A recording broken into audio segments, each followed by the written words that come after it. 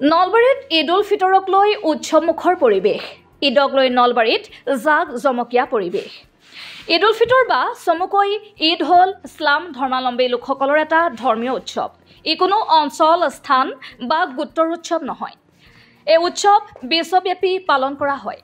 ৰমজান মাহৰ এমাহব্যাপী কঠোৰ ৰোজা বা উপাসনাৰ অন্তত পালন কৰা হয় ঈদ উল ফিতৰ। সৃষ্টিকৰ্তাৰ বিধান অনুসৰি নিজ ইচ্ছা আকাংক্ষা দমন কৰি ৰখাটোৱে হৈছে পৰম সাৰ্থকতা আৰু এই সফলতাৰ পৰিসমাপ্তি ঘটে ঈদ উল ফিতৰৰ দিনা। বিশ্বব্যাপী ঈদ পালনৰ ব্যাপক আয়োজন চলিছে।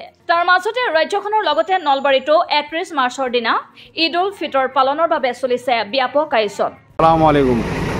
ইসলাম আল্লাহ তাআলাৰ ওপৰত বহুত শুকৰিয়া, সন্তোষ দিয়ে। আল্লাহ তাআলা আমাক এমাহ ৰোজা ৰখাৰ তৌফিক দিলে আৰু মাত্ৰ এটা দিন আছে। তাৰপিছত চাৰিওফালে উলহ মাহলৰ ঈদ উদযাপন হ'ব। ইয়াৰ মানে প্ৰথম উদ্দেশ্যটো হ'ল কি, আমাৰ সকলো ভাতৃত্ব সৃষ্টি হৈ যায়। আমাৰ এনাজৰীডাল যেনেকুৱা আছে সেনেকুৱা থাকে। নলবাৰী চহৰকে ধৰি সমগ্ৰ জিলাখনক ঈদক লৈ দেখা গৈছে উৎসৱমুখৰ পৰিৱেশ। চহৰখনৰ শান্তিপুৰ, ইছলাম চোপা, মালিকুচি, খাটাবাৰী, জানুপাৰ, বৰমাৰুত, কলা ফকীৰটোলাকে ধৰি বিভিন্ন স্থানত দেখা গ'ল জাক জমকীয়া পৰিৱেশ।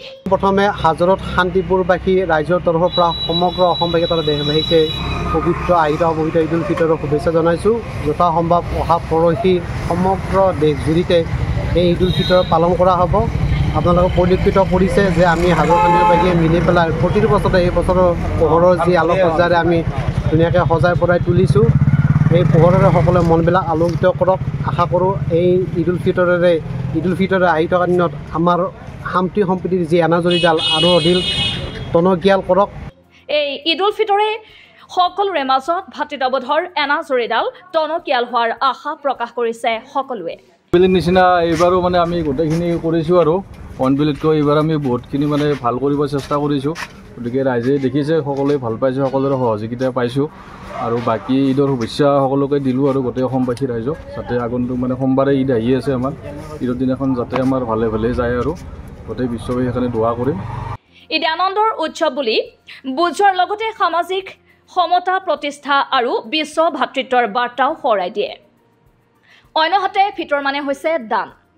সামৰ্থ্যৱান লোকৰ লগতে গৰীব মিছকিনেও যাতে ঈদৰ আনন্দৰ ভাগ ল'ব পাৰে, তাৰ বাবে দুটা সুন্দৰ ব্যৱস্থা আছে ইছলামত। সেয়া হৈছে জাকাত আৰু ফিতৰা। বহুত ভাল প্ৰস্তুতি, যিহেতু এমাহ ৰোজা ৰাখিলোঁ আমি। এমাহ ৰোজাৰ ফলত ঈদ এটা দিন আছে মাত্ৰ। তো আপোনালোকে দেখিছে কিমান ধুনীয়া কৰি আমি সজাইছোঁ। তো সেইখিনি আৰু তো চবকে অসমবাসী ৰাইজক ঈদৰ শুভেচ্ছা জনালোঁ। সেয়াই আৰু।